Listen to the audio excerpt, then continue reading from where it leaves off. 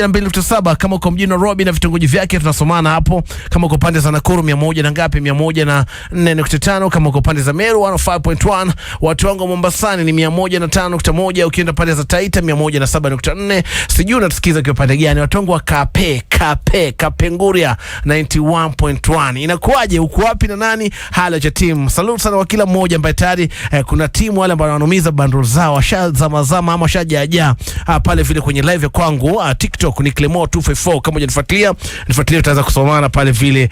Tayari anajiita Trika Shana anasema toka wapi? Toka pande za Babadogo Nairobi. Kim Kana ACU asema kutoka Muranga. Clemo tuko pamoja.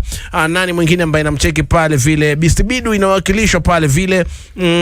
Santos KE anasema jamani nitaje nifurahie. Yuko locked. Toka wapi? Yuko locked toka wapi? Yuko locked toka wapi? Anasema niko locked toka Kisii. Safi sana. Zidi kupiga story na sisi, tuambie inakuaje. Talking of Kisii. Leo tutakuwa na ito nani? Geoffrey Mosiria ndani ya mpango mzima nzuri. Nimekuwa nikimtafuta na ni mmoja watu ambao nimefurahia hii interview. Tutakuwa tunapiga naye story. Mengi yanafanyika na of course ukiongelea Nairobi anahusika sana.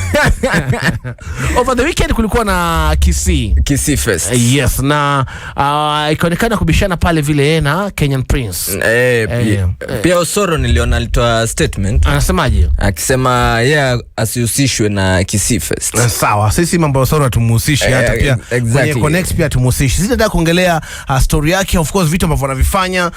Lately tumemuona akiwa na adhibu baadhi ya watu ambao hawatumii ile footbridge. Yes, wanavuka barabara hivi na kuhatarisha maisha yao. Imeongelewa sana. Kuna baadhi ya watu wafurahi kile ambacho anakifanya. Mimi binafsi naona yuko right kwa sababu by then ni ukweli ako right. Yes. Tutakuja kuongelea kuhusiana na hizo na reactions za watu, lakini mambo ni mengi. Najua pia una maswali mengi ya kumuuliza na watu wengi wanauliza yeye ni mtumishi right? Yeah.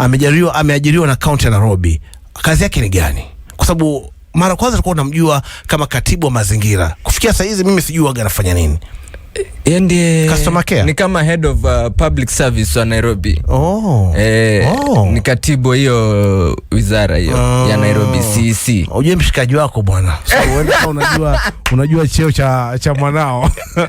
Lazima tumfuatilie. Exactly. Oya, piga story na sisi. Talking of vyeo, anaitwa nani? Nimemsikia mheshimiwa Kalonzo Musyoka. Na ikawa inachekesha kidogo. Anasema yeye ni mzee. Umri wake alikuwa anaangalia, imebidi bila paka ningine angalia ana umri gani. Jamaa amezaliwa 1953. Kwa haraka kupiga hesabu ako na miaka 70 ngapi? 70 na ngapi? 72. 72 hapo tunachezea hapo 72 73. Mpige hesabu haraka. So kwa haraka anasemaje? Kwa nataka kuangalia ni 72 years old. Yeah, 72. So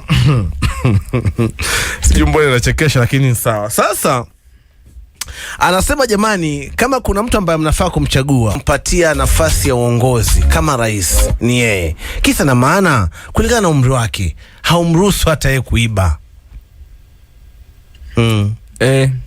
Kuna mtu haruhusiwi kuiba. 72 years. Sasa unaiba upeleka wapi hizo kama ni pesa? Suna cha generational wealth. Kwa hivyo unasemaje? Kasonge mbaya. Mambo na umri achane na umri. Na nikasikia pia lingine anasema yeye utajiri wake ipo worth 50 million. 50 million hiyo ametupima. Kuna watu wanachezea 2 billion hapa. Najiuliza na hata hajakuwa rais na kwa 2 billion. Anaishi wapi Kalonzo? Karen right? Yes. Na aishi kwa plot kwake. Aishi kwa hata si eti kwake. Nasema aishi ati yake ni plot ya 50 by 100. Anaishi kwa shamba. Ile yake si plot. Shamba Karen ni how much? Saizi eka yenyewe ni 100 million. Bado hujajenga. Hapo tunaongelea makazi yake tu. Na ni hayo peke yake hapa tunaongelea labda yeye ambaye anaishi. Hata tuongelee biashara. Tuongelee labda gari ambazo anamiliki, mali ambazo biashara ambazo anamiliki. Ako na law firm, usisahau. Jamani 50 million. Anatupima huyo. Nataka tuje tupige story. Nataka tuje tuongee. Lakini hiyo yote ni pesa jamani. Talking of 50 million hapa hivi tuna laki zetu 3. Nataka tukuachie wewe ambao unasikiza show na hii ni kupitia nini?